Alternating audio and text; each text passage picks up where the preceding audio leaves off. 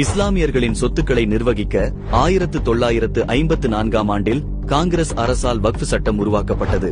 அதன் பின்பு 1995 மற்றும் 2013இல் வக்ஃப் சட்டத்தில் திருத்தங்கள் செய்யப்பட்டன. 2013ஆம் ஆண்டின் வக்ஃப் சட்டத்தில் சட்டப்பிரிவு 40 இணைக்கப்பட்டது. இந்த சட்டம் வாரியத்திற்கு எந்த ஒரு நிலத்தையும் வக்ஃப் சொத்தாக அறிவிக்கும் அதிகாரத்தை வழங்கியது. இதனால் வக்ஃப் வாரியத்தின் அதிகாரம் பறந்து விரிந்த வான்வெளி போல் எல்லையற்றதாக மாறியது. திருச்செந்துறையில் வீடுகளும் வயல்களும் மட்டுமின்றி 1000 ஆண்டுகள் பழமையான சோழர் காலத்து சிவன் கோவிலையும் அதோடு நெடுஞ்சாலையும் ரயில்வே டிராக்குகளையும் சொந்தம் கொண்டாடுகிறது வக்ஃப் வாரியம்.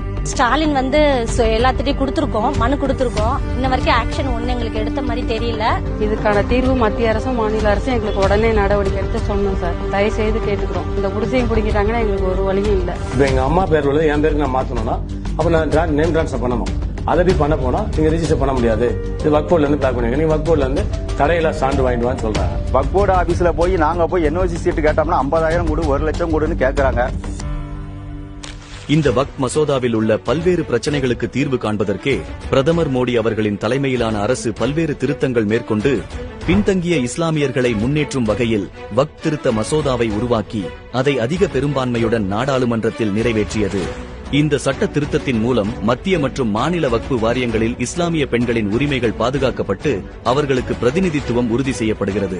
போரா மற்றும் அஹாகானி போன்ற இஸ்லாமிய பிரிவுகளுக்கும் அங்கீகாரம் வழங்கப்படுகிறது. நலிந்த பிற்படுத்தப்பட்ட இஸ்லாமிய வகுப்பினரின் பிரதிநிதித்துவத்தையும் நலனையும் உறுதி செய்கிறது.